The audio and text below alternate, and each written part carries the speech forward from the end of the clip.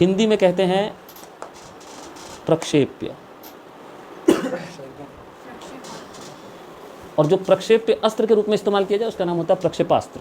For example cannon fired from a shell, sorry shell fired from a cannon, तोप से गोला छोड़ना। ना तो तुमको इंग्लिश आती है ना तुमको हिंदी आती है, हैं तो पढ़ाएं किसमें बताओ।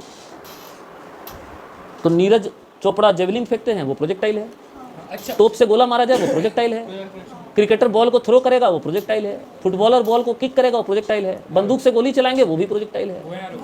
बो एंड एरो प्रोजेक्टाइल है। तुमको सीधी दिख रही है, जब मैं पढ़ाऊंगा तो तुमको दिखेगी कब हैं। जैसे खुद को अकलमंद समझती होगी लेकिन मेरे सामने आती तो प्रूव हो जाता है कुछ, ठीक है। उसी तरह से अभी जो स्ट्रेट लाइन दिख रहा है वो थोड़ा देर में तुमको कब दिखेगा, है ना। तो ये सारे प्रोजेक्टाइल्स हैं। So what is projectile basically? So have you read free fall in one dimension? Yes, sir. It is also free fall, don't worry. But force के साथ सो बिना फोर्स के फेंकेंगे कैसे बे? फ्री फॉल ऐसे ही नहीं तो छोड़ फ्री फॉल क्या ऊपर फेंकते थे कि नहीं फेंकते थे? प्रोजेक्ट करते थे नहीं, छोड़ देने वाला फ्री फॉल नहीं बोल रहा हूँ मैं। अच्छा, आपने वन डायमेंशनल मोशन में एक बॉडी को याद कीजिए सीधा ऊपर उछाला था। नहीं, वो ऐसे तो हम बनाने के लिए इसलिए बनाते थे कि मामला समझ में आने जाने वाला दोनों पाथ अलग दिखाई दे। नहीं तो जिस लाइन के अलोंग जाता है बिल्कुल उसी के अलोंग वापस भी आता है कि नहीं? क्या गलत बोल रहा हूँ जी? जिस लाइन के अलोंग जाता है उसी के अलोंग वापस आता है, कोई दूसरे लाइन के अलोंग वापस नहीं आता है, ठीक है। उसी लाइन के अलोंग आता है, लेकिन वो हम लोग इसलिए बनाते हैं कि हम लोग समझा सके कि हाँ देखो ये जाने वाला पाथ है, ये आने वाला पाथ है, ठीक है। बाकी ये आता उसी के अलोंग है भाई, टेढ़ो टेढ़ो जाए। नहीं आ रहा, कह रहा नहीं आऊँगा यहाँ पे, ठीक है, समझ गए। तो ये वन डायमेंशनल प्रोजेक्टाइल है, आप ऐसे कह सकते हैं। इसको ऊपर फेंका उसी डायरेक्शन में गया वापस आ गया। इसी को जब एंगल पे फेंकेंगे तो इसका मोशन कैसा हो जाएगा सोचिए।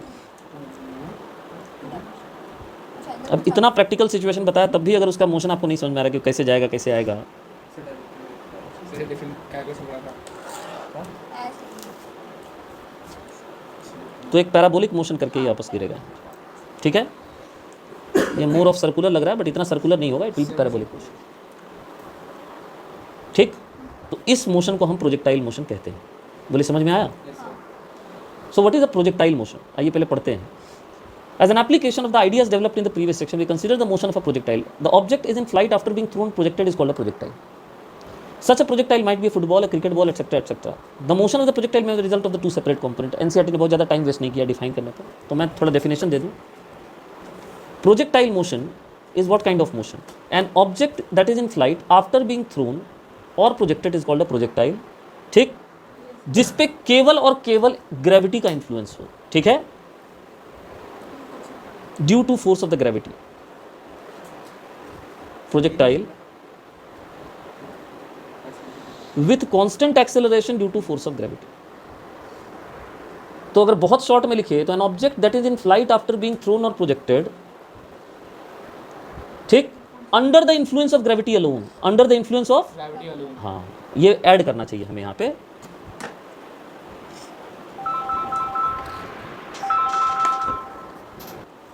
और projected under the influence of gravity alone. तो यहाँ मैं थोड़ा बड़ा कर रहा हूँ और मैं यहाँ लिख रहा हूँ under the influence of gravity alone, यानी इसके पूरे मोशन में इसको एक ही चीज़ फोर्स देगा, और वो कौन है बताइए?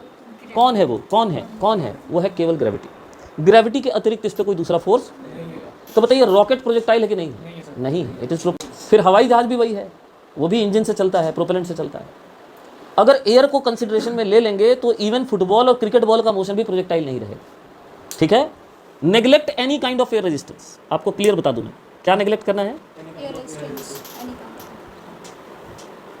Neglect any kind of air resistance, air की रेजिस्टेंस, एयर के द्वारा एप्लीकेबल फोर्स, इस सब चीज़ों को आपको नेग्लेक्ट करना चाहिए। तब आप कहेंगे कि ये मोशन जो है वो प्रोजेक्टाइल मोशन है। बोलिए समझ में आ गया? ठीक है। तो मैं एक ऐसे ही कर्व्ड ट्रेजेक्टरी बना रहा हूँ यहाँ पे ऐसे, ठीक है। देखिए आज ये एजेंडा में था तो पढ़ाना तो था ही था, शुरुआत तो करनी थी इसकी, है ना। यहाँ से फेंका गया है मैडम, ठीक, okay. So this is the situation at t equal to 0 when the projectile is being throne.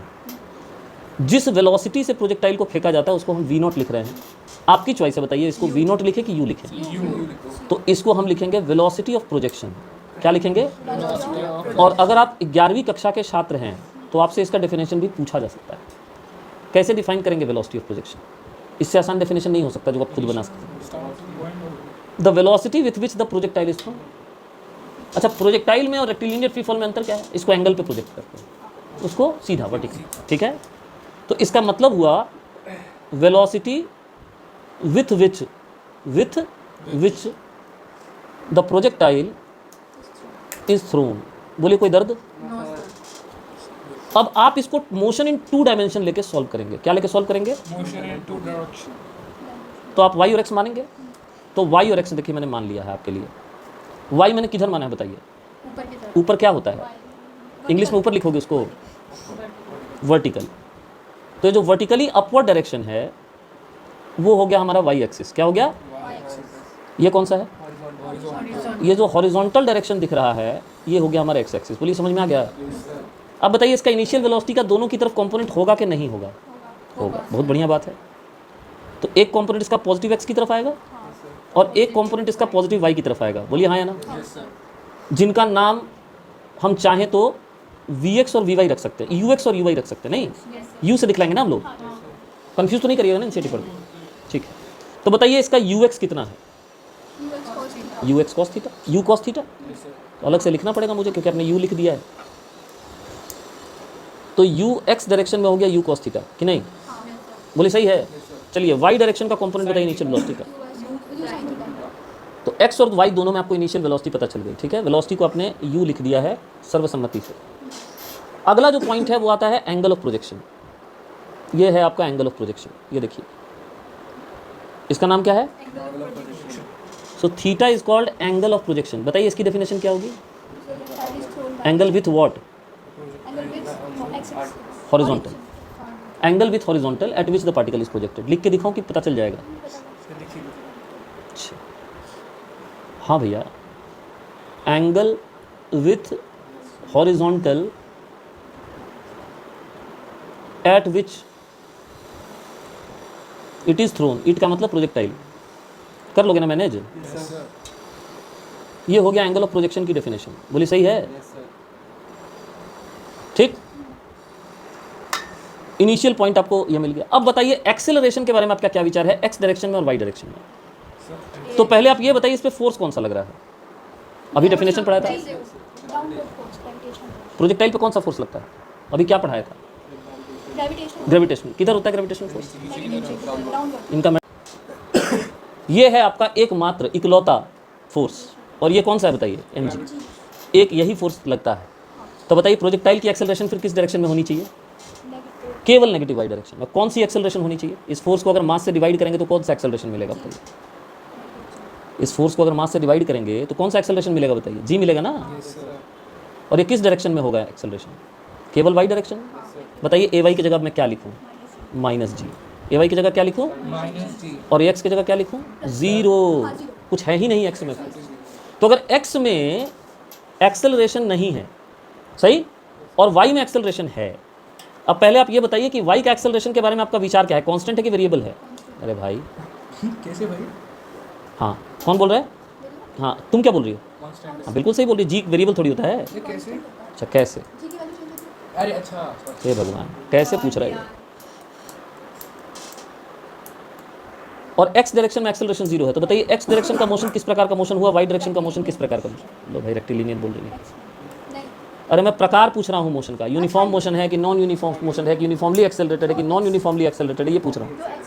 हाँ, यूनिफॉर्म मोशन है, बिल्कुल सही बात है। x के डायरेक्शन में जो मोशन होगा that will be uniform motion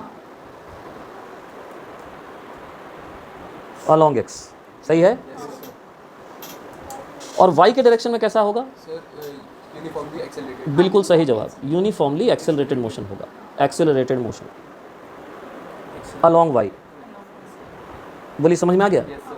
तो it is a combination of a uniform motion along x and a uniformly accelerated motion long overall अगर बोले तो मोशन कैसा होगा, यूनिफॉर्म की यूनिफॉर्मली एक्सेलरेटेड, क्योंकि एक एक्सेलरेशन तो है। तो अगर ओवरऑल हम बात करेंगे तो हमारा मोशन यूनिफॉर्मली एक्सेलरेटेड होगा। ठीक है, वेरी गुड, ये भी सही बात है। Overall motion is uniformly accelerated,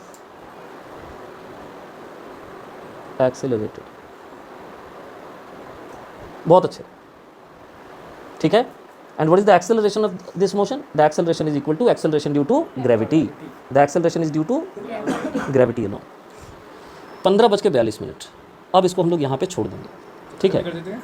इसको हम लोग यहाँ पे छोड़ देते हैं। रुक जाइए, इसमें प्रोजेक्टाइल हमने शुरू किया था। क्विक फायर प्रोजेक्टाइल पहले हम देख लेते हैं क्या होता है। प्रोजेक्टाइल वो चीज़ होती है जिसको अर्थ के सरफेस से हम किसी एंगल पे प्रोजेक्ट करते हैं, ठीक है, ऑब्लिक प्रोजेक्शन करते हैं या स्ट्रेट प्रोजेक्शन करें, but that should not be vertical, other than vertical direction में, ठीक है। और वो केवल ग्रेविटी के इन्फ्लुएंस में अपना आगे का मूवमेंट करे जब तक कि वो अर्थ के सरफेस पे रिटर्न नहीं आता। नो अदर फोर्स, ठीक है, apart from gravity should act on it. समझ में आ गई बात? उसके बाद हमने ये पढ़ा था कि ये एक कांस्टेंट एक्सेलरेशन वाला मोशन है, क्योंकि इसमें एक्सेलरेशन ड्यू टू ग्रेविटी लगती है और acceleration due to gravity constant होती है। उसके बाद हमने प्रोजेक्टाइल की एनालिसिस शुरू की थी 2D की तरह से। तो हमने कल पढ़ाया था कि 2 डायमेंशनल मोशन, 3 डायमेंशनल मोशन का जो बेस्ट तरीका होता है सॉल्व करने का वो ये होता है कि आप उसको 2 1 डायमेंशनल मोशन या 3 1 डायमेंशनल मोशन के अलॉन्ग तोड़ दें, एक्स की तरफ, वाई की तरफ, जेड की तरफ। क्लियर? कोई दिक्कत इसमें?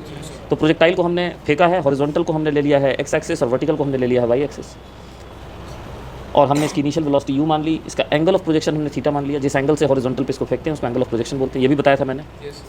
X component of initial velocity कितना हो गया बताइए? यू एक्स हो गया, जिसको हम यू कॉस थीटा लिख सकते हैं। Y component of initial velocity u sine theta हो गया। एक्सेलरेशन एक्स की तरफ है नहीं, एक्सेलरेशन वाई की तरफ माइनस जी है। इस तरह एक्स की तरफ ये मोशन जो है वो यूनिफॉर्म मोशन है, क्योंकि इसमें किसी तरह का कोई एक्सेलरेशन नहीं है, यानी एक्स की वेलोसिटी चेंज नहीं होगी, एक्स की वेलोसिटी चेंज नहीं होगी, ठीक है। और वाई की जो डायरेक्शन है उधर आपको यूनिफॉर्मली एक्सेलरेटेड मोशन है, क्योंकि उधर जी लग रहा है। सो बेसिकली आप इसको ऐसे कह सकते हैं कि एक पार्टिकल अगर मान लीजिए कि कांस्टेंट वेलोसिटी से जा रहा हो, ठीक है, एक पार्टिकल है and that particle is going with a constant velocity, एक ये मोशन ले लीजिए, और दूसरा आपने जो मोशन पढ़ रखा है यूनिफॉर्मली एक्सेलरेटेड मोशन, जब आप स्ट्रेट लाइन पढ़ रहे थे कि आपने एक पार्टिकल को ऊपर प्रोजेक्ट कर दिया, फिर वो ऊपर गया, फिर वो नीचे आया। इन दोनों मोशन को कंबाइन कर दीजिए, then what do you get? Then we get a projectile. And इन दोनों को अगर आप मर्ज करेंगे तो ये देखने में कुछ यूँ लगेगा, ठीक है। तो इस बात को समझ लें भली बाती कि प्रोजेक्टाइल जो होता है that is a symmetrical motion. अब सिमेट्रिकल क्यों हुआ? देखिए, जो यूनिफॉर्म मोशन है वो तो ऑलरेडी सिमेट्रिकल है, ठीक है। जो यूनिफॉर्म मोशन है वो ऑलरेडी सिमेट्रिकल है। क्यों सिमेट्रिकल है यूनिफॉर्म मोशन? बताइए। क्योंकि उसकी वेलोसिटी कांस्टेंट है, तो उसके हर सेकंड में जो डिस्प्लेसमेंट होगा वो क्या होगा बताइए? सेम टू सेम होगा, सही है। और ये वाला मोशन आना और जाना सिमेट्रिकल होता है, इसका बताया था हमने आपको। सिमेट्रिकल का मतलब जितना टाइम ऊपर जाने में लगाएगा उतना टाइम नीचे आने में लगाएगा। एक पर्टिकुलर हाइट पे जाते समय जितनी स्पीड होगी आते समय भी उतनी स्पीड होगी, यही है सिमेट्री का मतलब, यही है और क्या। तो इसका भी प्रोजेक्टाइल का भी जो दोनों हाफ होता है वो सिमेट्रिकल होता है। प्रोजेक्टाइल का भी दोनों हाफ क्या होता है बताइए? सिमेट्रिकल होता है। ये सब चीज़ें ऑब्जेक्टिव क्वेश्चन बनाने में मदद करती हैं, इसलिए हम इन सब चीज़ों को नोटिस करते हैं, ठीक है। हाँ बोलिए। दोनों हाफ क्या? सिमेट्रिकल वर्ड का मतलब नहीं पता आपको? हाँ, तो सिमेट्रिकल होता है और क्या। हाँ, तो दोनों हाफ सिमेट्रिकल होगा, मतलब ऊपर जाना और नीचे आना। और दोनों हाफ का मतलब क्या हुआ? दो हाफ किस क्या डिवाइड कर सकते हैं इसमें? यही दो हाफ कर सकते हैं ना सब, ठीक है। ये सिमेट्रिकल मोशन था, ये सिमेट्रिकल मोशन है, तो ये भी सिमेट्रिकल मोशन होगा। बोले समझ में आया? जिसमें आप 2 पार्ट्स में डिवाइड करें तो जैसा लेफ्ट हाफ में हो वैसा राइट हाफ में हो, जैसा असेंट हो वैसा ही डिसेंट हो। तो चूंकि ये मोशन आपका एक सिमेट्रिकल मोशन हुआ करता था, ये कैसा मोशन है? ये यूनिफॉर्म मोशन है ना। एक्स की तरफ तो यूनिफॉर्म मोशन ही चल रहा है ना, और वाई की तरफ जो है वर्टिकली प्रोजेक्टेड, हाँ वर्टिकली प्रोजेक्टेड। तो वर्टिकली प्रोजेक्टेड भी तो सिमेट्रिकल होता है ना असेंट और डिसेंट में। और जिनको सिमेट्रिकल मोशन नहीं पता हो वो मेरे से एक वीडियो का लिंक लेंगे, मैंने इस पर पूरा वीडियो बनाया होगा कि how to use symmetrical motion to solve problems quickly. भेजा है क्या आपको? आपको भेजा भी होगा, तब लोगों ने देखा ही नहीं होगा, ध्यान नहीं दिया होगा, ठीक है। तो अगर ये सिमेट्रिकल तो दोनों का कॉम्बिनेशन जो होगा वही सिमेट्रिकल होगा, ठीक है। सिमेट्री का इस्तेमाल करके कॉम्पिटिटिव लेवल पे जो ऑब्जेक्टिव होते हैं वो बहुत आसानी से सॉल्व हो जाते हैं।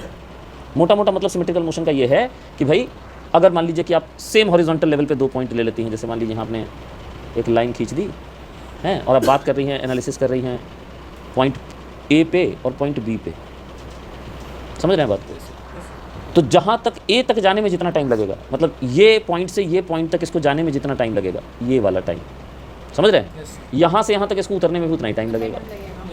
जो इसकी वेलोसिटी नहीं बोलूँगा, स्पीड ए पे होगी, उतनी ही स्पीड जो होगी इसकी बी पे होगी, बना के दिखा रहा हूँ अभी, ठीक है, उतनी ही स्पीड इसकी बी पे होगी, उतने ही एंगल पे होगी। जैसे ये एंगल मान लीजिए अल्फ़ा हो गया, तो ये वाला एंगल भी कितना होगा बताइए? अल्फ़ा होगा। बस ये अंतर होगा कि वो वाला एंगल ऊपर की तरफ है और ये वाला एंगल नीचे की तरफ है। तो अब आपको सिमेट्री का मतलब समझ में आ रहा है? तो सिमेट्री का भरपूर इस्तेमाल कर सकते हैं अगर प्रॉब्लम्स को जल्दी सॉल्व करना है, लेकिन स्कूल में नहीं, स्कूल में फॉर्मल मेथड से ही बनाना पड़ेगा, ठीक है। तो देखिए, ये हमने प्रोजेक्टाइल फेंका है, वी नॉट इसकी इनिशियल वेलोसिटी दी हुई है, और वी नॉट वेलोसिटी को हमने क्या माना था? हमने बोला था यू लिखिए, यू लिखिए, यू लिखिए, ठीक है। तो झूठ मूठ का और कॉम्प्लेक्सिटी मत पैदा करो, वी नॉट लिखा हुआ तो वी नॉट ही रहने दो। थीटा नॉट का मतलब initial theta equal to 0। Component समझ में आ गया? एक्सेलरेशन केवल जी की तरफ है। अब इसकी इक्वेशन हम लोग लिखेंगे, ठीक है, इसकी इक्वेशन से लिखेंगे। क्या क्या इक्वेशन हम इसमें यूज़ कर सकते हैं? तो सबसे पहले हम अपना गिवन इन्फॉर्मेशन एक बार और लिखेंगे। गिवन मतलब जो हमें पता है, तो हमें पता क्या क्या है वो पहले हम लिख लेंगे। बताइए हमें क्या क्या पता है? हमें सबसे पहले यू एक्स पता है, यू एक्स को हम लिख सकते हैं वी नॉट कॉस थीटा। आराम से सुनिए, ठीक है। यू वाई को हम कितना लिख सकते हैं बताइए? अच्छा, यू नॉट है क्या? वी नॉट है, वी नॉट साइन थीटा।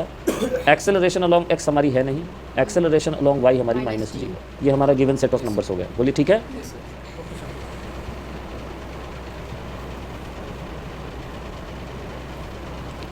अब आइए हम इनके इक्वेशंस को डील करते हैं। एक्स में तो आपका मोशन यूनिफॉर्म है, तो पहले एक्स से ही चलते हैं। तो पहला जो इंपॉर्टेंट इक्वेशन मैं बताना चाहूँगा वो ये है कि वेलोसिटी अलॉन्ग एक्स किसी भी टाइम पे आप निकालिए, at any time, that will remain v naught cos theta, that will remain constant at any time, at any time, ठीक है। पहले जो बन रहे हैं वो करते जाओ, ठीक है, जहाँ कन्फ्यूजन होगा वहाँ आएगी, ठीक है। So v x equal to v naught cos theta constant at any time. अब आइए आप सेकंड वी वाई पे आइए। तो वी वाई जो होता है उसको हम लिख सकते हैं u y plus a y into T.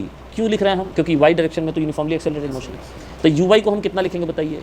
You Y को हम लिखेंगे v naught sine theta naught, theta naught भी बोला है ना, थीटा नॉट जो वो लिखेगा उसी तरह से करेंगे, माइनस जी टी। बोले सही है?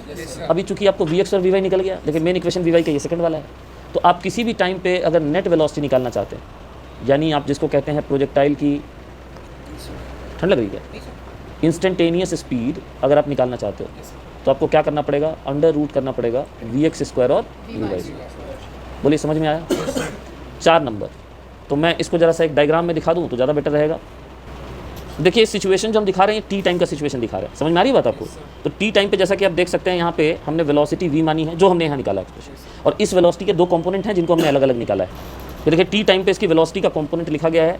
बताइए कौन सा कंपोनेंट है? ये वाला, ये है वी एक्स और ये वी वाई जिसका एक्सप्रेशन हमने लिखा है, और ये वो एंगल है जिसके बारे में अब मैं बात करने जा रहा हूँ, जिसको आप थीटा कह सकते हैं। उसको आपने थीटा नॉट कह दिया था ना, तो इसको मैं थीटा कहता हूँ। नोटेशंस अलग अलग जगह पे अलग अलग हो सकते हैं। मैं जानबूझ के एनसीईआरटी का नोटेशन ले रहा हूँ, इसलिए ले रहा हूँ कि आप कन्फ्यूजन ना हो आपको जो पढ़े तो क्वेश्चन में, ठीक है।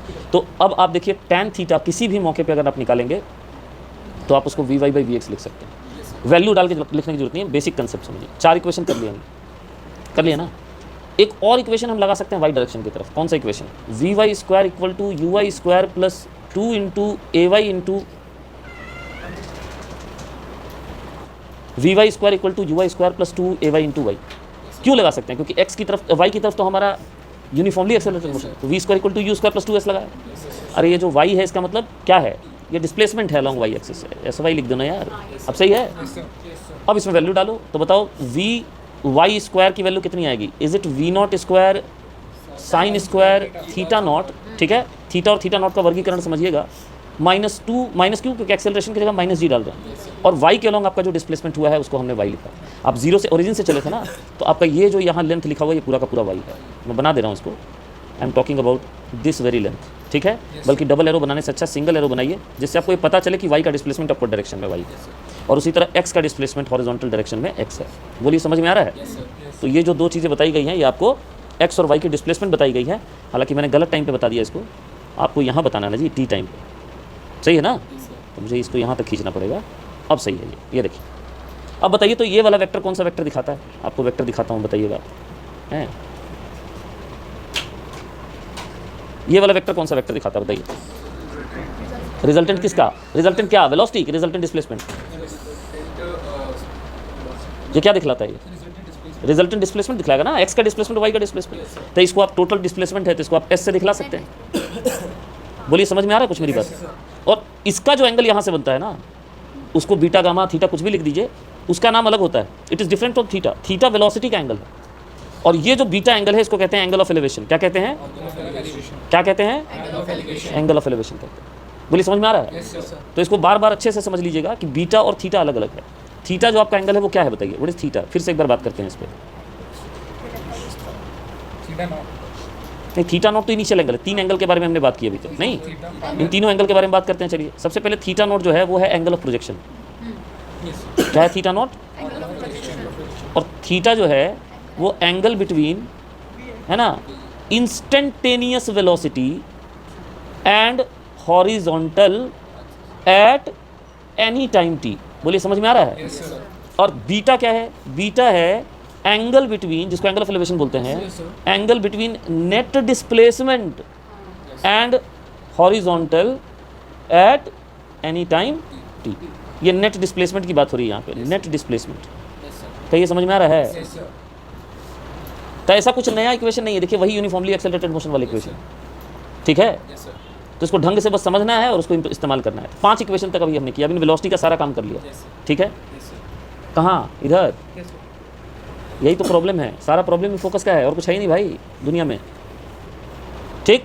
अब आइए हम डिस्प्लेसमेंट्स का इक्वेशन लिखेंगे। तो चलिए आप ही से पूछता हूँ 6 नंबर इक्वेशन बताइए, एक्स की डिस्प्लेसमेंट की इक्वेशन क्या लिखेंगे? एक्स कैसे निकालोगे? एक्स में किस तरह का मोशन था? एक्स में मोशन का प्रकार क्या है? कैसा मोशन हो रहा है एक्स में? Uniform motion. तो उसमें डिस्प्लेसमेंट कैसे निकालते हैं यूनिफॉर्म मोशन में, बताओ? डिस्प्लेसमेंट पूछ रहा हूँ खाली, एक्स की वैल्यू, एक्स का डिस्प्लेसमेंट कैसे निकलेगा? यूनिफॉर्म मोशन में क्या फॉर्मूला होता है काइनेमेटिक्स में? यहाँ वेलोसिटी कांस्टेंट होती है ना, सीधा सीधा वेलोसिटी मल्टीप्लाई करो। बताओ एक्स की तरफ क्या वेलोसिटी है? एक्स की तरफ क्या वेलोसिटी है बोलो? V naught cos theta. हाँ, इसको टाइम से मल्टीप्लाई कर देंगे, सिंपल हो गया एक्स का डिस्प्लेसमेंट। चलो वाई का डिस्प्लेसमेंट बताओ कैसे निकालेंगे? अच्छा, वाई में भी वही फॉर्मूला डाल देंगे। वाई में कैसा मोशन हो रहा है? Uniformly accelerated. कौन सा इक्वेशन होता है यूनिफॉर्मली एक्सेलरेटेड मोशन में? डिस्प्लेसमेंट कैसे निकालते हैं? बोलो फॉर्मूला बोलो पूरा। ut plus half a y t square होगा। कोई फायदा नहीं है। यू वाई है v naught sine theta naught into t minus half into g into t square हो गया। ये वाई का डिस्प्लेसमेंट हो गया। अब अगर एक्स और वाई का डिस्प्लेसमेंट निकल गया तो नेट डिस्प्लेसमेंट कैसे निकालेंगे? Under root x square plus Y square. ये है नेट डिस्प्लेसमेंट। एंगल बीटा कैसे निकालेंगे बताओ? V y by v x. Velocity का एंगल है वो, ये ट्रायंगल नहीं दिख रहा है यहाँ पे। हाँ तो बताओ डिस्प्लेसमेंट का एंगल ऑफ एलिवेशन कैसे निकाले? अरे भैया इस ट्रायंगल के अंदर आप बीटा नहीं निकाल सकते, मतलब आप सोचिए क्या बोल रहे हैं आप। मैं इस ट्रायंगल की बात कर रहा हूँ, डिस्प्लेसमेंट ट्रायंगल से आप बीटा नहीं निकाल सकते जी। हाँ क्या होगा बताओ? tan बीटा कैसे निकालेंगे? tan बीटा की वैल्यू निकालेंगे डिस्प्लेसमेंट वाले ट्रायंगल से, वैल्यू होगी y बाई एक्स। ये 9 इक्वेशंस हैं और इसमें कोई इक्वेशन याद करने की जरूरत नहीं है, नॉट अ सिंगल इक्वेशन। एक को रिमेंबर करने की जरूरत नहीं, बेसिक कंसेप्ट अगर याद रखेंगे तो ऐसे ही हो जाएंगे। तो ये देखिए 9 इक्वेशंस अभी तक डेवलप किए हैं जिससे प्रोजेक्टाइल को हम सॉल्व कर सकते हैं। कल पढ़ाया था ये, क्या लिखा हुआ पाथ के बारे में, पढ़ के बताओ। y और x कोऑर्डिनेट के बीच में जो कर्व होता है उसको पाथ बोलते हैं, उसको लोकस भी बोलते हैं, उसको इक्वेशन ऑफ पाथ भी बोलते हैं, उसको इक्वेशन ऑफ ट्रैजेक्टरी बोलते हैं। कैसे निकालते हैं उसको?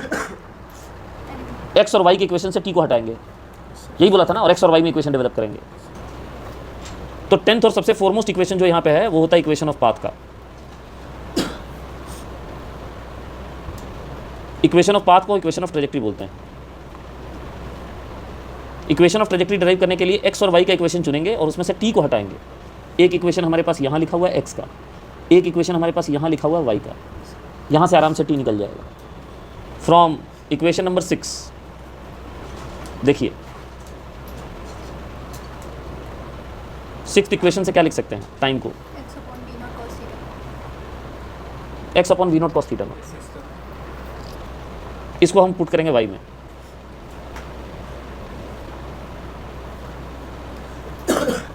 कह तो रहा हूँ कि पढ़ने वाला बच्चा आजकल पैदा होना ही बंद हो गया है, प्रोडक्शन ही रुक गया, भगवान ने रोक दिया।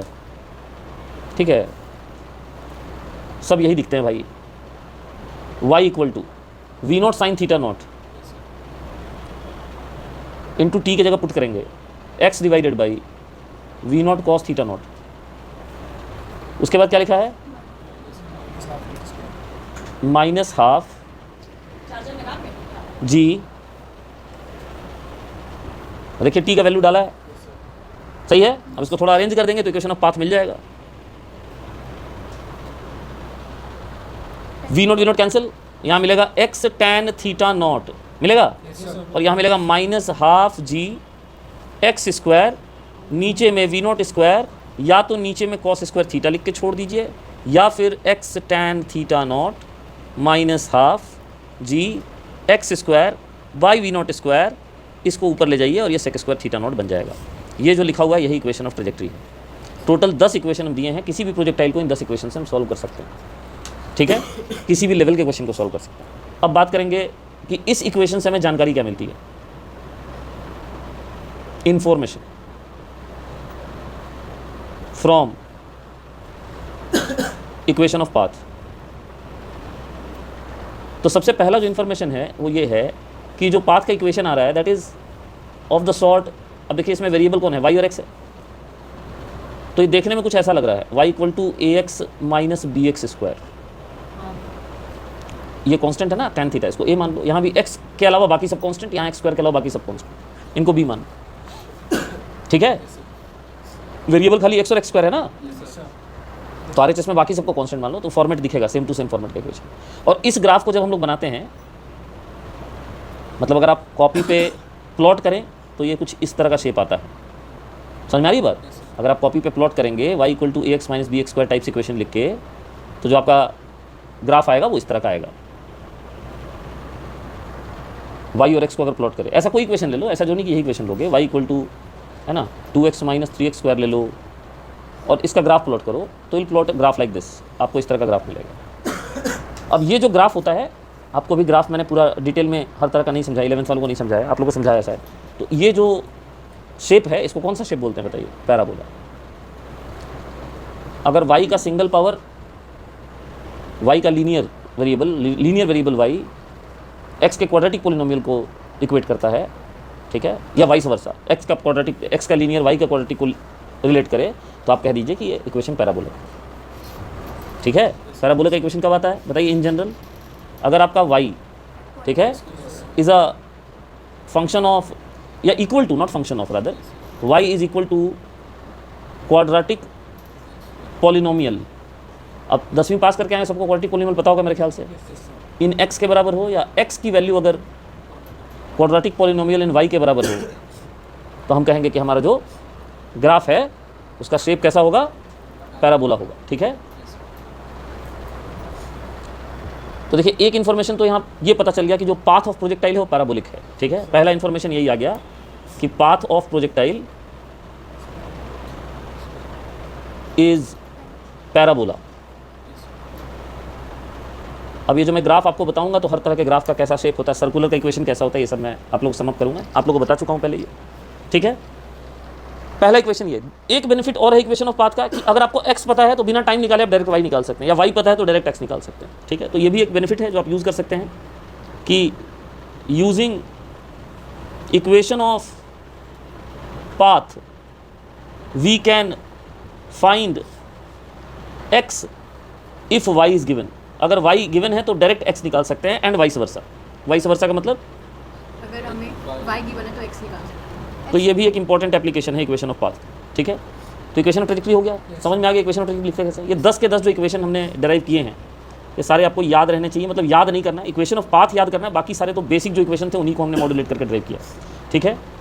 कुछ चीज़ें मैंने एक्स्ट्रा बताई हैं जो एनसीईआरटी में नहीं, जैसे एंगल ऑफ एलिवेशन वगैरह नहीं दिया होगा, ठीक है, वो मैंने बता दिया आपको। तो ये देखिए ये सारी इक्वेशन है, ये इक्वेशन ऑफ पाथ। चलिए देखिए ये डायग्राम बना हुआ है, तो इस डायग्राम से देख के क्या आपको दिख रहा है, इक्वेशन पहली बात तो यहाँ बता दिया कि हमारा जो इक्वेशन ऑफ पाथ आया वो पैराबोलिक का इक्वेशन आया। उसके बाद इस डायग्राम में गौर करिए आप क्या हो रहा है, देखिए x की वेलोसिटी को गौर करिए। x की वेलोसिटी आपकी लगातार क्या है बताइए, है ना, कांस्टेंट है, इसमें कोई चेंज नहीं हो रहा है। उसके बाद आप y की वेलोसिटी देखिएगा, देखिए y की वेलोसिटी पहले ज़्यादा थी, उसके बाद g की वजह से कम होती जा रही है, y खत्म ही हो गया, उसके बाद फिर नीचे की तरफ बढ़ा, फिर नीचे की तरफ और बढ़ा, ठीक है। तो ये दोनों डायरेक्शन में जो मोशन हो रहे हैं उनका इफेक्ट है ये। पाथ ऑफ प्रोजेक्टाइल पैराबोला हो गया। जिस एंगल से आप फेंकेंगे, जब ये लैंड करेगा तो लैंड करेगा मतलब सेम हॉरिजॉन्टल लेवल पे आएगा, तो एक्जैक्टली उसी एंगल पे नीचे की तरफ ही गिरेगा। ये सिमेट्री है, सिमेट्री बताया मैंने आपको, है ना। देखिए यहाँ सेम हाइट पे हैं तो देख रहे हैं ना, यही सिमेट्री बता रहा था मैं। यहाँ का वाई कंपोनेंट और यहाँ का वाई कंपोनेंट ऑफ वेलोसिटी दोनों बराबर, यहाँ का एंगल और यहाँ का एंगल बराबर, है ना। इस जगह अगर आप एंगल बनाते अल्फा तो यहाँ का एंगल और यहाँ का एंगल अल्फा भी बराबर होता, बस इधर राइट हाफ वाला नीचे की तरफ बनेगा, इतना ही अंतर होगा, ठीक है। अब जो अगला डिस्कशन होगा वो 3 चीज़ों पे होगा और उनका नाम है, पहला time of flight. Time of flight यानी capital T. Time of flight किसको बोलते हैं? टाइम ऑफ फ्लाइट क्या होता है? तो पार्टिकल जो फेंका गया है वो जिस हॉरिजॉन्टल लेवल से फेंका गया है उसी हॉरिजॉन्टल लेवल पे जितने समय के बाद आके गिर जाए उसको हम टाइम ऑफ फ्लाइट बोलते हैं। मतलब अगर यहाँ तक पहुँचने का टाइम देखा जाए तो इसको हम टाइम ऑफ फ्लाइट बोलेंगे। ये हम टाइम को बोलेंगे t equal to capital t. Capital t से दिखलाते हैं इसको। समझ में आ गई बात? तो अगर इसकी डेफिनेशन बोली जाए तो इसकी डेफिनेशन हम क्या लिखेंगे? लिखेंगे the time after which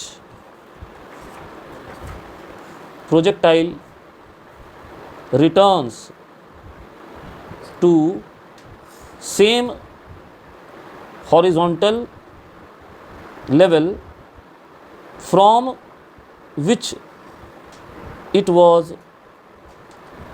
thrown। जिस हॉरिजॉन्टल लेवल से फेंका गया उसी पर वापस लौटा है, उसको टाइम ऑफ फ्लाइट बोलते हैं। अब टाइम ऑफ फ्लाइट को कैलकुलेट कैसे करेंगे? How to calculate time of flight? तो टाइम ऑफ फ्लाइट जब टाइम की वैल्यू आई है उस समय हमें कुछ और वैल्यू वहाँ पता होनी चाहिए। तो बताइए कोई और वैल्यू हमें पता है उस समय वहाँ पे? किसी चीज़ की वैल्यू आपको पता हो तो बता दीजिए। और कौन सी वैल्यू आपको पता है बताइए उस टाइम पे?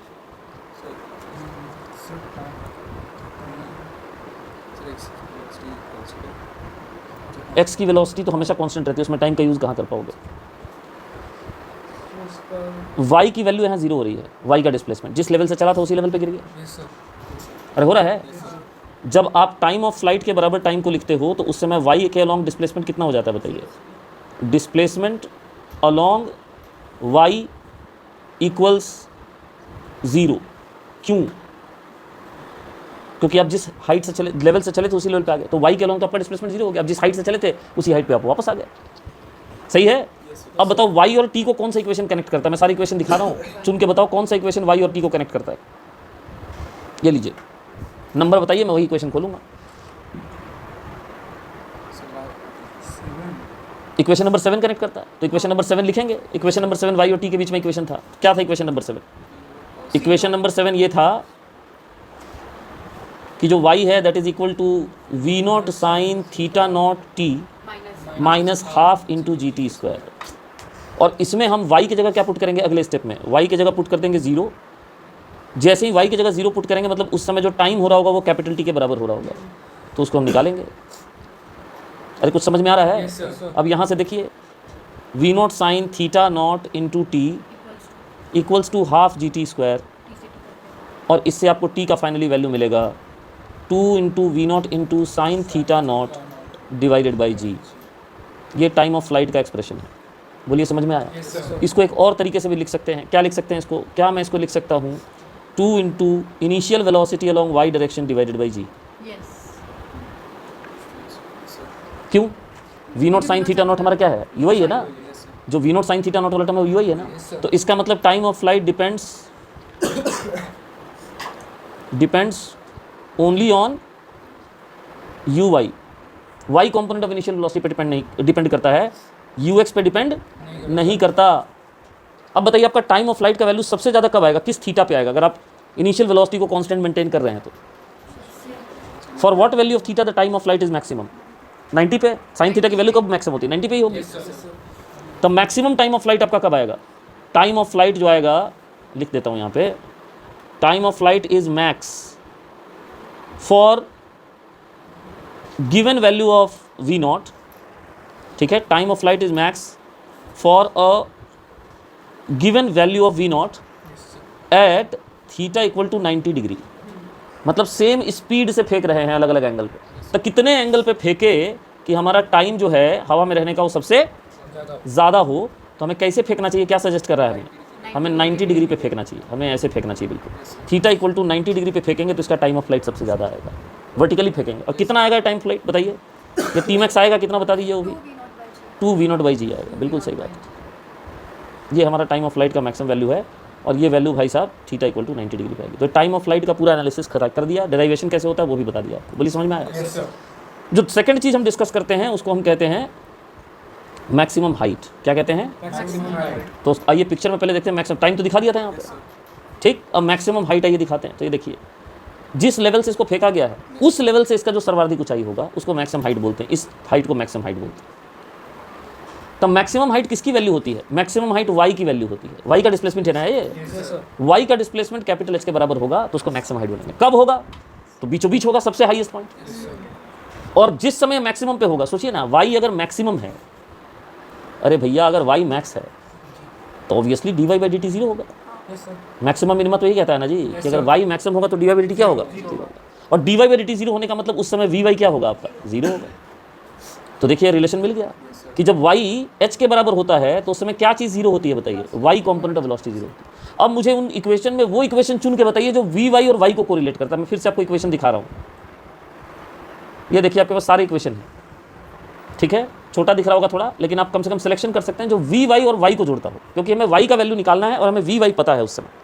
Sir, second. Fifth to second. बताइए जल्दी, जो वी वाई और वाई को जोड़ता है कौन सा है? Sir, fifth. हाँ, तो इतना टाइम लगेगा बोलने में जी, हैं? Second substitution. तो फिफ्थ इक्वेशन लेके इसका सारा डेरिवेशन होगा। बोलिए समझ में आया? Yes, sir. लेकिन उससे पहले हम time of height, maximum height के बारे में लिखेंगे। तो सबसे पहले आइए हम बात करते हैं कि ये मैक्सिमम हाइट जिस चिड़िया को कहते हैं वो होता क्या है। What is maximum height? ठीक है। So it is the maximum vertical displacement, ठीक है, from the level from which जहाँ से फेंकते हैं। Projectile is throne. जिस लेवल से फेंका गया है उस लेवल से सर्वाधिक वाई का जो डिस्प्लेसमेंट होगा उसको हम लोग मैक्सिमम हाइट कहते हैं। निकलेगा कैसे? तो आपने बोला इक्वेशन नंबर 5 का यूज़ करिए। तो इक्वेशन नंबर 5 को पहले ऐसे ही रॉ फॉर्म में लिखता हूँ। क्या था equation 5? V Y square, u y square की जगह था वी नॉट साइन थीटा का होल स्क्वायर। याद करिए, Yes, sir. हर जगह थीटा नॉट लिखा है ना जी? नहीं, थीटा तो नहीं लिख दिया? नहीं, थीटा नॉट ही लिखा है। चलिए ठीक, -2 और बोलिए जी और बोलिए वाई, और फिर डालेंगे ये हमारा लिमिटिंग कंडीशन जो यहाँ हमने ड्राइव किया हुआ है। क्या लिमिटिंग कंडीशन में ड्राइव किया बताइए? Switch. हाँ, हम वाई वी वाई को क्या पुट करेंगे बताइए? 0। और उस समय हम पहले ब्रैकेट को खोल देते हैं और उस समय हम वाई की जगह पुट करेंगे h। तो इससे हमारा h निकल जाएगा और आपका h का वैल्यू आएगा v naught sine square theta naught divided by 2g। ये देखिए, ये आपका h का वैल्यू आ गया। Yes, sir. बोलिए समझ में आ रहा है? Yes, sir. Yes, sir. अब इसी h के वैल्यू को क्या हम लिख सकते हैं? U y square divided by 2g। Yes, sir. अरे v naught sine theta not का होल स्क्वायर क्या है बताइए? यू वाई तो है ना। Yes, sir, sir. V naught sine theta naught क्या था? वाई डायरेक्शन का इनिशियल वेलोसिटी था ना। Yes, sir. तो इससे भी क्या पता चला बताइए? Sir. h depends on u y only, initial velocity along y only, not on u x. Yes, sir. Initial velocity of x पे नहीं डिपेंड करता, केवल इनिशियल वेलोसिटी ऑफ वाई पे डिपेंड करता है मैक्सिमम हाइट। बोलिए समझ में आ रहा है Yes, कुछ? sir. ठीक। अब इसका भी बताइए मैक्सिमम वैल्यू कब निकलेगा? अगर आपको सेम स्पीड से फेंकते हुए सबसे ज़्यादा हाइट पे पहुंचाना है तो अगेन 90 साइन थीटा पर डिपेंड कर रहा है, ठीक है। तो h max for a given v naught is at theta equal to 90 degree. और वैल्यू कितना आएगा बता दीजिए? थीटा इक्वल टू 90 पुट करेंगे तो Square. V not square divided by 2g।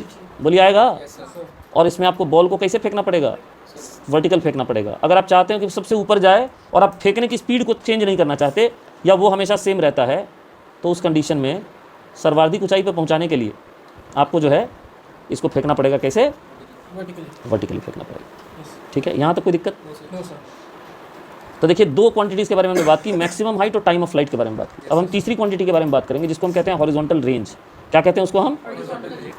देखिए फिर से डायग्राम पे आइए। अब देखिए हॉरिजॉन्टल रेंज किसको कहते हैं? हॉरिजॉन्टल रेंज जो है वो आपके एक्स डायरेक्शन का डिस्प्लेसमेंट होगा उस समय तक जब ये लौट के उसी लेवल पे आ जाए जिस लेवल से ये चला था, यानी जब इसका टाइम ऑफ फ्लाइट के बराबर हो। सिंपल शब्दों में बात करें तो ये जो एक्स की डिस्प्लेसमेंट दिख रही है इस डिस्प्लेसमेंट को हम क्या कहते हैं बताइए? रेंज कहते हैं, Yes. Horizontal range. यानी जिस समय y 0 होता है, जिस समय स्मॉल t कैपिटल T होता है, उस समय आपका जो x होगा वो किसके बराबर होगा बताइए? रेंज के बराबर होगा। बताइए मैक्सिमम हाइट पे आपका x कितने के बराबर होगा? तो सिमेट्री से हम कह सकते हैं r/2 के बराबर होगा। Yes, sir. अरे बोलिए भाई, Yes, sir. मैक्सिमम हाइट पे आपका टाइम किसके बराबर होगा? अगर आपसे पूछ लिया जाए तो ऑब्वियसली t/2 के बराबर होगा। ये भी हम सिमेट्री से कह सकते हैं। Yes, sir. अरे कह सकते हैं कि नहीं कह सकते? Yes, sir. अरे समझ में आ रहा है? सिमेट्रिकल मोशन का ही फायदा है ना जी। आधा जर्नी आया तो आधा टाइम लिया और आधा हॉरिजॉन्टल डिस्प्लेसमेंट किया। सिमेट्री से हम लिख सकते हैं। और जब हमने फेंका था उस समय की वैल्यू x की कितनी थी बताइए? 0। उस समय y की वैल्यू भी कितनी थी? 0। उस समय टाइम की वैल्यू भी कितनी थी? 0 थी। तीनों 0 थे। तो रेंज किसको बोलते हैं समझ में आ गया? तो पहले तो हम रेंज का डेफिनेशन लिखेंगे। समझ में आई बात है? चलिए रेंज का डेफिनेशन लिखते हैं। दिखाई दे रहा है सबको? Yes, sir.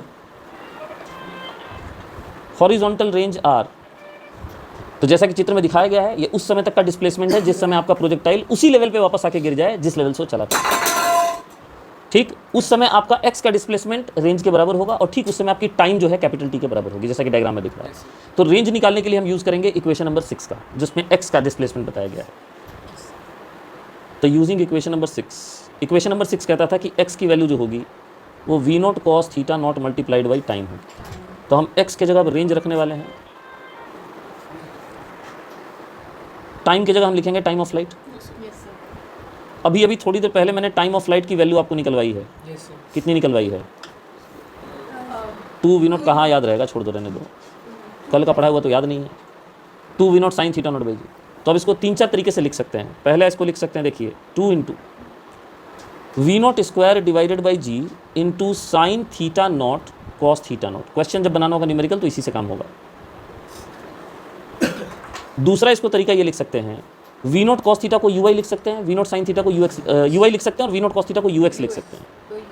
तो U 2 into ux into ui divided by g को बराबर लिख सकते हैं। तो इससे साफ साफ पता चलता है कि रेंज जो है वो प्रोडक्ट ऑफ ux और ui पे डिपेंड करता है। ठीक है, depends on product of UX and UI. तो इसका डिपेंडेंस दोनों पे है। और तीसरा 2 sign theta naught cos theta not को ट्रिगोनोमेट्री का इस्तेमाल करके हम साइन 2 थीटा भी लिख सकते हैं।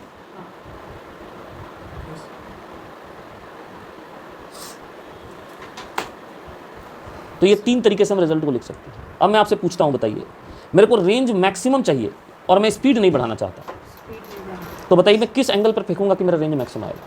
Speed नहीं. स्पीड अभी तक जो भी कर रहे थे कांस्टेंट स्पीड रख के ही कर रहे थे ना भाई। कांस्टेंट स्पीड रखते हुए मेरे को मैक्सिमम रेंज चाहिए, तो मेरा थीटा क्या होना चाहिए? वाह वाह, क्या बात है। 90 कैसे हो जाएगा? 90 करोगे तो 2 इंटू 90 हो जाएगा 180 डिग्री। 2 थीटा 90 होना चाहिए गधे लोग, 2 थीटा 90 होना चाहिए। साइन का वैल्यू मैक्सिमम होना चाहिए। देखिए सुनिए, फॉर आर मैक्स, अभी तक वही कंडीशन यूज कर रहे थे ना, फॉर अ गिवन v0, मतलब हम v0 बढ़ाना नहीं है, हमें खाली थीटा चेंज करके लाना है, is at theta equal to 45 degree. अब आप बोलेंगे कैसे? देखिए प्रूफ समझिए इसका। आर अगर मैक्स चाहिए आपको तो ये तभी पॉसिबल है जब आपका साइन 2 थीटा मैक्सिमम होगा। R maximum implies sine 2 theta is maximum. Sine 2 theta maximum implies, sine maximum कब होता है? 90 डिग्री पे। 2 थीटा इक्वल टू 90 डिग्री, जिससे आपका थीटा जो आता है वो 45 डिग्री आता है या π/4 आता है, जो भी आप उसको कह लें। बोलिए समझ में आ रहा है? जिस पे आपका साइन 2 थीटा वाला पूरा का पूरा टर्म 1 हो जाएगा। अब बताइए वैल्यू आएगी कितनी? ये वैल्यू आएगी v0 स्क्वायर डिवाइडेड बाई जी। अरे इतनी आएगी ना। अरे साइन 2 थीटा तो 1 हो जाएगा ना जी। अगर आप 2 थीटा को 90 ले रहे हैं तो आपका साइन 2 थीटा का वैल्यू कितना आना चाहिए बताइए? 1 आना चाहिए ना। तो मैक्सिमम रेंज हो गया v0 स्क्वायर डिवाइडेड बाई जी के बराबर। ठीक, मतलब अगर आपको किसी चीज़ को सबसे दूर फेंकना है, सेम स्पीड से फेंकते हुए आपको सबसे दूर पहुंचाना है उसको, तो आप क्या करेंगे बताइए? आप उसको 45 डिग्री पे फेंकेंगे, जिस पे क्रिकेटर्स को प्रैक्टिस कराई जाती है कि आप बॉल फेंको कि आप सबसे दूर फेंक पाओ कम एफर्ट में। ठीक है, 45 डिग्री पे फेंकेंगे। तो ये हुआ range. Example 4.7, Galileo in his book 2 new sciences included for elevations which exceed or fall short of 45 degree by equal amount ranges are equal. क्या कहना चाहता है स्टेटमेंट? सुनिए इधर सुनिए, क्या कहना चाहता है स्टेटमेंट? ये कहना चाहता है कि आप रेंज अगर निकालते हैं ऐसे 2 एंगल पे, एक 45 से जितना कम है दूसरा 45 डिग्री से उतना ही ज़्यादा है, 45 plus. तो उनमें आपको रेंज सेम मिलेगा, ये वो कहना चाहता है। दो एंगल्स जो 45 डिग्री से इक्वली डेविएटेड हैं ऊपर और नीचे, जैसे 45 + 5 हो गया 50 और 45 - 5 हो गया 40। समझ रहे हैं बात को? एग्जाम्पल के तौर पे 40 डिग्री का रेंज 50 डिग्री के रेंज के बराबर, फॉर एग्जाम्पल 30 डिग्री का रेंज 60 डिग्री के रेंज के बराबर। तो इसको थोड़ा दूसरे ढंग से समझिए, अगर दोनों एंगल 45 से इक्वी डिस्टेंट है तो इन दोनों एंगल को अगर जोड़ेंगे तो 90 डिग्री आगे नहीं आएगा। तो ये जो उसने बोला है इसको आप ऐसे भी कह सकते हैं, क्या कह सकते हैं, मैं लिख रहा हूँ, मॉडिफाइड स्टेटमेंट लिख रहा हूँ, ठीक है।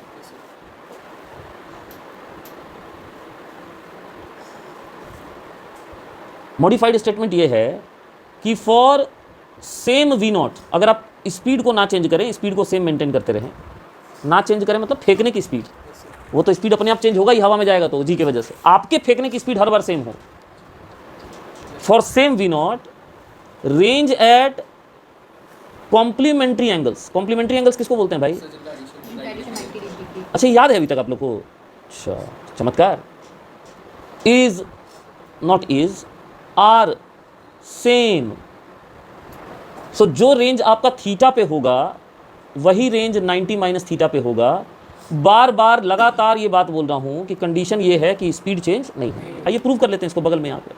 चलिए आप बताइए रेंज एट थीटा का फॉर्मूला आपका क्या था? तो अभी आपको पढ़ाया था मैंने कि भाई 2v0² g था और साथ में एक sin थीटा नॉट आया था और एक cos थीटा नॉट आया था। अब मैं रेंज निकालूंगा 90 - थीटा पे। सरकार कितने पे निकालूंगा? 90 minus theta. तो मैं लिखूंगा 2v0² g। अब ध्यान से देखिएगा, sine 90 degree minus theta into cos, क्षमा कीजिएगा थोड़ा स्पेस वहाँ कम है, सही है।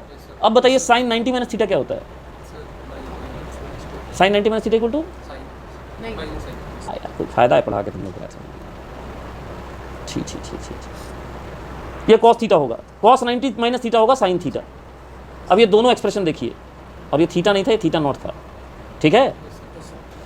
मतलब हमने इनिशियल वेलोसिटी में चेंज किया, इनिशियल एंगल ऑफ प्रोजेक्शन को हमने अपने हिसाब से एडजस्ट किया। हम एंगल ऑफ प्रोजेक्शन की बात कर रहे हैं, ठीक है। Yes, sir. तो ये थीटा नॉट के प्रोजेक्शन एंगल के लिए हमारा रेंज है, बोलिए है कि नहीं है। और ये 90 - थीटा नॉट के लिए हमारा रेंज है, बोलिए है कि नहीं है। और 90 - थीटा वाले रेंज को मैंने प्रूव कर दिया कि ये थीटा वाले रेंज के बराबर है। अगर आप एक्सप्रेशन देख सके तो देखिए ये जो वैल्यू है सेम टू सेम यही वैल्यू यहाँ आई है, Yes, sir. तो प्रूव हो गया ना। Yes, sir, sir. देखिए इस डायग्राम को, ये जो एंगल है ये है 45 डिग्री, इस पे आपको रेंज सबसे ज़्यादा दिख रहा है। Yes, sir. और बाकी जो एंगल दिख रहे हैं छोटे छोटे, ये वाला एंगल जो है ये है थीटा या थीटा नॉट कह लीजिए आप, Yes, sir. सही है। Yes, sir. और दूसरा जो एंगल है आपका वो है 90 - थीटा नॉट, समझ रहे हैं। और इन दोनों पे देखिए रेंज क्या है आपका, सेम, लेकिन मैक्सिमम नहीं है। समझ रहे हैं बात को? Yes, sir. ये क्वेश्चन कहता है hiker stands on the edge of the cliff 490 metre above the ground and throws horizontally with a speed of 15 metre per second. Find the time taken by stone to reach the ground and the speed with which it hits the ground. ठीक है, देख लिया question. Yes, sir. आइए इसका diagram बनाते हैं पहले। So hiker stands on the edge of a cliff 490 metre high. तो ये हाइट देखिए, क्लिफ का हमने दिखा दिया 490 मीटर ऊपर। Yes, sir. Yes. And throws a stone horizontally, इसीलिए हमने थीटा नॉट एंगल को कितना ले लिया है, 0, क्योंकि हॉरिजॉन्टली फेंक रहा है, कोई इंक्लाइनेशन पे नहीं फेंक रहा। With initial speed of 15 metre per second, ये भी लिख दिया हमने वहीं पे एक्स और वाई एक्सिस मान लिया आपने, जहाँ से फेंका गया है, ओरिजिन वहीं पे मान लिया। एयर रेजिस्टेंस नहीं लेना है, ऑब्वियसली प्रोजेक्टाइल है तो एयर रेजिस्टेंस नहीं लेना। Find the time taken by stone to reach the ground, the speed with which it hits the ground. कितने टाइम के बाद यहाँ पहुँचेगा। याद रखिए इसको टाइम ऑफ फ्लाइट नहीं कहेंगे, इसको टोटल टाइम ऑफ मोशन कहेंगे स्टोन का। टाइम ऑफ फ्लाइट स्ट्रिक्टली उसके लिए यूज़ होता है जिसमें सेम लेवल तक आ जाए, तो ये तो उस लेवल तक कभी आएगा नहीं, तो नीचे ही आएगा। Yes, sir. और आपको ये भी निकालना है कि उस पॉइंट पर इसकी स्पीड कितनी है, ठीक है। तो जैसे कि यहाँ पे आपको स्पीड निकालनी है ना, तो आप यहाँ पे बना दिए थोड़ा सा वेलोसिटी वेक्टर यहाँ बना दीजिए, तो ये आपको वी भी निकालना है। और बहुत कुछ निकाल सकते हैं आप यहाँ पे, ध्यान से देखिए हम क्या क्या यूज़ कर सकते हैं। तो सबसे पहले अगर हम बेसिक से बिल्कुल सॉल्व करें इसको, तो हमें क्या क्या पता है, एकदम बेसिक से, जैसे हमने प्रोजेक्टाइल सॉल्व किया था वैसे अगर हम लोग सॉल्व करें तो हमें क्या क्या पता है। देखिए यू एक्स की वैल्यू जो हो गई हमारी वो हो गई वी नॉट, बोलिए हाँ या ना। Yes, sir. यू वाई की वैल्यू हमारी है ही नहीं इस बार। Yes, sir. Yes. ए एक्स की वैल्यू हमारी होती नहीं है प्रोजेक्टाइल में, ए वाई की वैल्यू हमारी -g होती है। ये हमारा गिवन हो गया सिचुएशन, बोलिए ठीक है। Yes, sir. अब हम एक एक करके वही क्वेश्चन लिखते हैं जो हमने पहले लिखे थे। सबसे पहले एक्स का वेलोसिटी देखिए, मैं अभी हॉरिजॉन्टल, अब अगर मुझे केवल क्वेश्चन बनाना था तो मैं जल्दी बना देता। मैं आपको पूरा हॉरिजॉन्टल प्रोजेक्टाइल का एनालिसिस बता रहा हूँ कि आपके 10 इक्वेशन कैसे मॉडिफाई हो जाएंगे। बताइए वी एक्स हमेशा कांस्टेंट रहता था, Yes, sir. तो ये जो पहला इक्वेशन आपका था जो आपने लिखा था वी एक्स इक्वल टू वहाँ पे यू एक्स हमेशा होता है, वो यहाँ भी वैलिड होगा। वी एक्स की वैल्यू हमेशा ही बराबर होगी किसके बताइए, वी नॉट कॉस थीटा के, Yes, sir. क्योंकि उधर कोई हॉरिजॉन्टल एक्सेलरेशन तो है नहीं और थीटा यहाँ पे जीरो है, तो ये जीरो हमेशा ही वी नॉट के बराबर होगा। सेकंड इक्वेशन पे आ जाइए, वी वाई कितना होता था, ये होता था u y plus a y into t, याद करिए Yes, sir. यू वाई तो आपका जीरो है, Yes, sir. तो ये माइनस जी टी हो जाएगा। सेकंड इक्वेशन हो गया। Yes, sir. थर्ड इक्वेशन वैसे ही v equal to under root क्या करते थे बताइए, v x square plus v Y square करते थे, अगर आपको नेट स्पीड निकालनी है किसी भी टाइम पे तो 4 नंबर याद करिए, tan थीटा निकालते थे आप। tan थीटा क्या होता था, किसी भी समय आपका वेलोसिटी जितना एंगल बनाएगा हॉरिजॉन्टल के साथ, Yes, sir. उसको निकालने के लिए क्या करते हैं बताइए, इसके 2 कंपोनेंट होते हैं ना जी, कौन कौन से कंपोनेंट होते हैं इसके, एक वी एक्स होता है और एक वी वाई होता है, Yes, sir. ठीक है। तो आप v y by v x करते हैं, Yes, sir. तो tan थीटा जो हो जाएगा वो v y by v x कर डालो। फिर आपने 5 नंबर इक्वेशन लिखा था जिसमें आपने वी वाई को वाई के टर्म्स में लिखा था, याद कीजिए वो इक्वेशन लिखिए। क्या इक्वेशन होता था, v y equal to u y square plus 2 into a y into displacement along y. V Y square की जगह वी वाई स्क्वायर रहने दीजिए, यू वाई स्क्वायर आपका है ही नहीं इस बार, ए की जगह आप माइनस जी लिखते हैं और एस की जगह आप कितना लिखेंगे बताइए, माइनस एच लिखेंगे। भाई टोटल ऊपर से आप नीचे ही आए हैं ना, आपका नेट डिस्प्लेसमेंट किधर रहा है बताइए, अगर आप इस डायग्राम को देखें तो आपका नेट डिस्प्लेसमेंट यहाँ से यहाँ ऐसे रहा है Yes, sir. और हमेशा हम वर्टिकली अपवर्ड को पॉजिटिव मानते हैं, तो क्लियरली आपका जो वाई डायरेक्शन का डिस्प्लेसमेंट है वो नेगेटिव एच के बराबर है। Yes, sir. तो इसको अगर आप और बेहतर तरीके से लिखें तो आप वी वाई स्क्वायर को 2gh लिख सकते हैं, Yes, sir. और बेहतर तरीके से लिखे तो रूट ले लीजिए। अब बताइए रूट लीजिएगा तो प्लस माइनस दोनों आएगा, तो आपको कौन सी वैल्यू एक्सेप्ट करनी है, माइनस।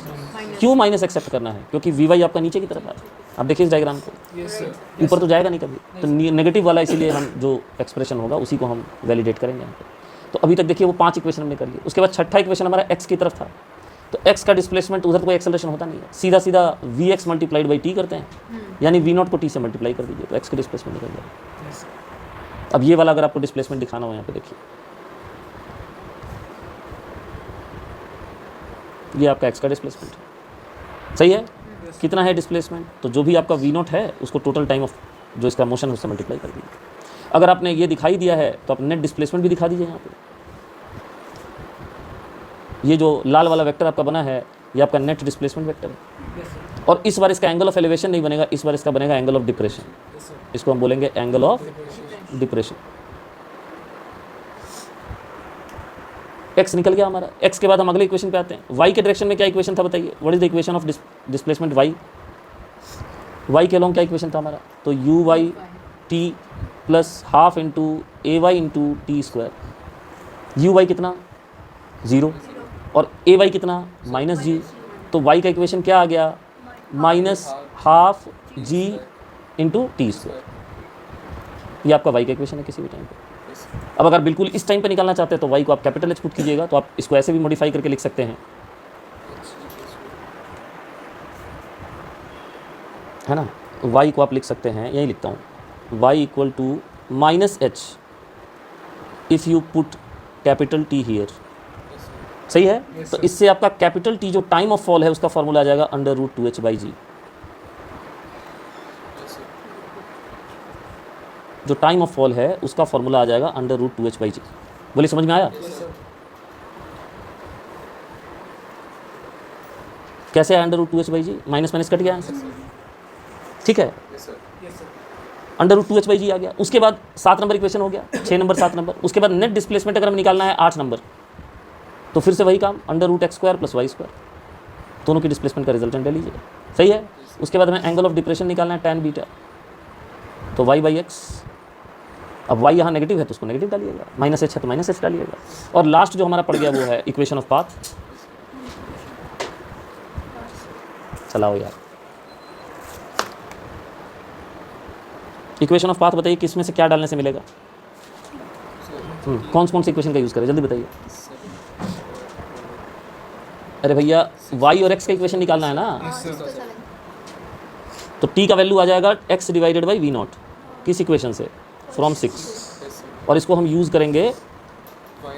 7 नंबर में, Yes, sir. तो 7 नंबर में यूज़ करेंगे तो क्या इक्वेशन बनेगा बोलिए, V not x divided by t नहीं x divided by y equal to सबसे पहले तो आएगा माइनस हाफ जी और X square divided by we not square, ये हमारा इक्वेशन ऑफ पाथ बना। इसमें भी y x स्क्वायर पे डिपेंड कर रहा है तो ये भी पैराबोला ही होगा, ठीक है, Yes, sir. जिसने पैराबोलिक इक्वेशन पढ़ा है उसको ये पता होगा कि स्टैंडर्ड पैराबोला होता है, और स्टैंडर्ड पैराबोला अगर y proportional to minus X square हो तो ऐसा बनता है। क्या जी तुम लोग को बताया है ना ये? और आप इसका आधा देख रही हैं,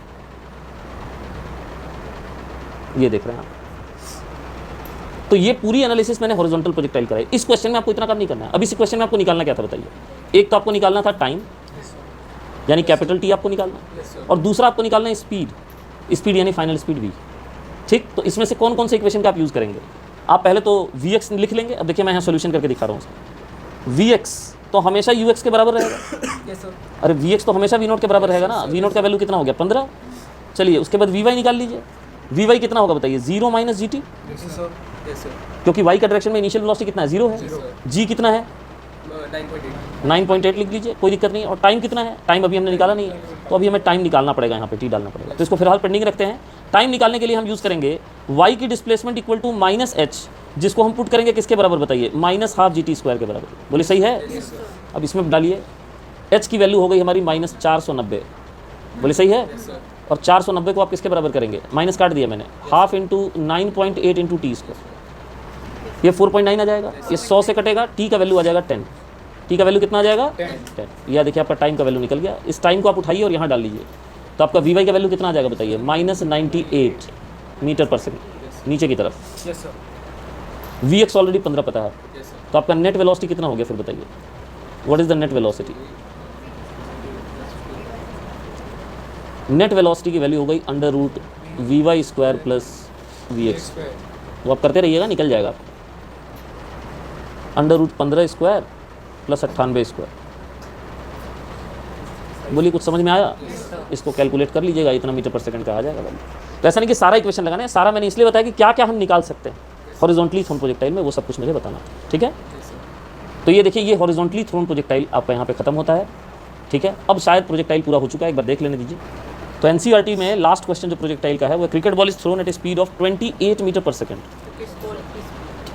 तो ये वी नॉट हो गया, हाँ, initial. Yes, sir. Theta not का वैल्यू दिया हुआ है।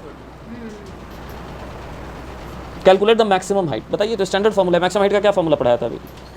Or square sin theta into not by g. 2g। V not का वैल्यू है 28, इसका स्क्वायर करना होगा, साइन 30 लिखना होगा हाफ, उसका भी स्क्वायर करना होगा, और डिवाइड करना होगा 2 मल्टीप्लाइड बाई जी ले लीजिएगा 9.8 या जो भी आपको लेने का मन करे। कैलकुलेशन करने के मूड में मैं नहीं हूँ, इसलिए मैं इसको यहीं पे रोकता हूँ, आप कर लीजिएगा। उसके बाद आइए 10 लिखना है 10 लिख दीजिए, कोई बात नहीं। उसके बाद क्या करें? Time taken by return to the same level, मतलब कैपिटल टी पूछ रहे, तो इसका फॉर्मूला होता था 2 v naught sine theta naught divided by g. तो इसमें वैल्यू डाल देंगे, 2 टी इक्वल टू 2 इंटू, हाँ बोलिए, 28 इंटू साइन 30 अपॉन 9.8। और अपॉन 9.8। तो ये करते रहिएगा आप लोग। ठीक है, उसके बाद तीसरे पे जाते हैं। क्या कह रहा है? The distance from the thrower, मतलब रेंज। रेंज। तो रेंज कैसे निकालेंगे? रेंज निकालेंगे 2 into v naught sine 2 theta by g से भी निकाल सकते हैं। हाँ, इससे भी निकालना। 2 मल्टीप्लाइड बाई वी नॉट का मतलब 28, साइन 2 थीटा का मतलब हो जाएगा साइन 60। साइन 60 अब ये तीनों आप कैलकुलेट करते रहिएगा। ठीक है, रेंज, हाइट और टाइम ऑफ फ्लाइट। अब देखिए एनसीईआरटी से कौन कौन सा क्वेश्चन जो है वो करने के रेंज में आ गया है। तो ये 4.32 हमारा जो है ये प्रोजेक्टाइल का क्वेश्चन है। पी लिख दे रहा हूँ इस पर, पी फॉर प्रोजेक्टाइल। फॉर 30 नहीं करना है, 31 भी नहीं करना है। 29 प्रोजेक्टाइल का क्वेश्चन है। उसके बाद 28 जनरल वेक्टर का क्वेश्चन है, आप इसको कर सकते हैं। उसके बाद 27 वेक्टर का क्वेश्चन है, 26 वेक्टर का क्वेश्चन है। उसके बाद 32, 27। 25 जो है वो जनरल स्पीड का क्वेश्चन है, इसको भी आप देख सकते हैं। ये 2D का जनरल क्वेश्चन आप कह सकते हैं इसको। ये वेक्टर का क्वेश्चन है 24। ये देखिए सारे इक्वेशन ऑफ मोशन आपसे लिख के पूछे गए हैं वेक्टर फॉर्म में। ठीक है, तो ये 2D का क्वेश्चन है, जनरल कंसेप्ट, ये भी कवर कर सकता है। इसमें बताना है ट्रू फॉल्स कौन सा है। 4.22 वेक्टर का क्वेश्चन है, पार्टिकल स्टार्ट्स फ्रॉम इतना, ये भी वेक्टर का क्वेश्चन है, करिएगा। या 2D कह सकते हैं आप इसको, है ना। वेक्टर फॉर्म ऑफ 2D का क्वेश्चन हो गया, ये भी जनरल 2D का क्वेश्चन हो गया, ये भी कल करा चुका हूँ मैं आपको। तो इनको बना के आना है अगली क्लास में, है ना। सर्कुलर मोशन का 4.19 नहीं करने का है, 4.18 नहीं करने का है, 4.17 नहीं करने का है,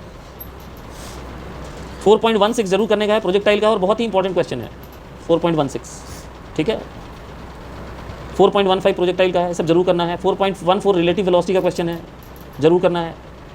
4.13 again river boat, relative velocity का क्वेश्चन है, करना है। ये भी रिलेटिव वेलोसिटी का क्वेश्चन है, 4.12 करना है। 4.11 जनरल वेक्टर का क्वेश्चन है या 2D का क्वेश्चन आप कह सकते हैं, ये करना है। ये भी वेक्टर का क्वेश्चन है, 2D का क्वेश्चन है, ये भी आपको करना है।